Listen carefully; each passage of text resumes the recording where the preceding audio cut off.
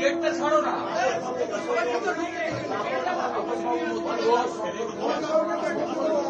অনেক এমএলএ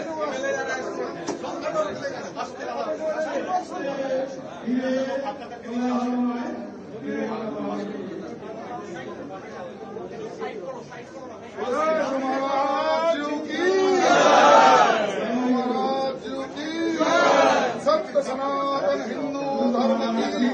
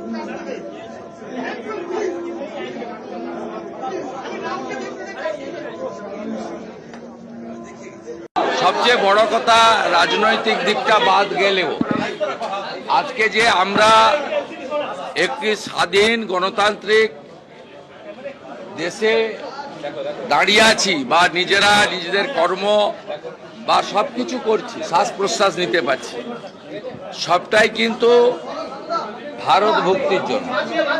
1947 সালের 20 জুন যদি বঙ্গের এই প্রান্ত অর্থাৎ পশ্চিমবঙ্গ ভারত ভক্তি না হতো, যেটা সম্ভব হয়েছিল ডক্টর শ্যামাপ্রসাদ মুখার্জি এবং ভারত সেবাশ্রম সংঘের প্রতিষ্ঠাতা স্বামী প্রণবানন্দের লড়াইতে।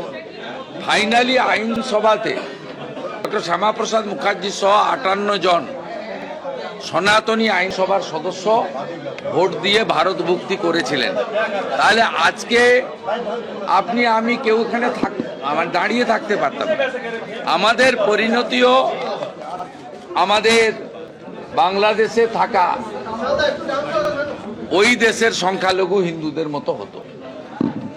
একটা সময় ডক্টর শ্যামাপ্রসাদ মুখার্জি বলেছিলেন যে কংগ্রেসের নেতাদের, তোমরা দেশ ভাগ করলে আর আমি পাকিস্তানকে ভাগ করলাম, অর্থাৎ পশ্চিমবঙ্গের সৃষ্টি হয়েছিল।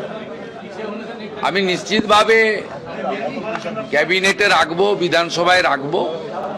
আমার ভাবনার মধ্যে আছে যে পশ্চিমবঙ্গের প্রতিষ্ঠা দিবস 1947-এর 20 জুনই হওয়া উচিত।